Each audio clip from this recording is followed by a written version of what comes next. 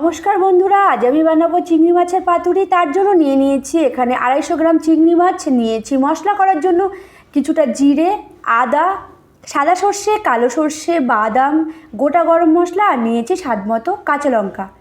এখানে আমি আমার পরিমাণ মতো লঙ্কা নিয়ে নিয়েছি, আপনারা আপনাদের পরিমাণ মতো লঙ্কা নিয়ে নেবেন।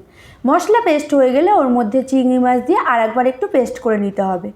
তারপর ওই পেস্ট বাটিতে ঢেলে তার মধ্যে একে একে গুঁড়ো দুধ, স্বাদ মতো নুন, হলুদ, সর্ষের তেল মাখিয়ে গ্যাসে চাটু বসিয়ে তার উপরে কচু পাতা দিয়ে দিতে হবে। অবশ্যই এই পাতুরিটা আমি কচু পাতায় করব। তার জন্য নিয়ে নিয়েছি এখানে 4টে কচু পাতা। প্রথমে 2টো কচু পাতা দিয়ে নেব, না হলে নিচ থেকে পুড়ে উঠবে। তারপর কচু পাতার উপরে আমি হালকা তেল মাখিয়ে এবার ওই মাছের পেস্ট দিয়ে দেব। মাছের পেস্ট দিয়ে একটু ছড়িয়ে তার উপরে কাঁচা লঙ্কা আর দেব একটু সর্ষের তেল। তারপর আর একটা কচু পাতা দিয়ে ঢাকা দিয়ে রান্না করতে হবে 5 থেকে 7 মিনিট। অবশ্যই মনে রাখবেন এই রান্নাটা কম আঁচে হবে। গ্যাস বাড়িয়ে দিলে রান্নাটা নিচ থেকে তাড়াতাড়ি পুড়ে উঠবে এবং ভেতরটা কাঁচা থাকবে। তার জন্য রান্নাটা করতে হবে কম আঁচে।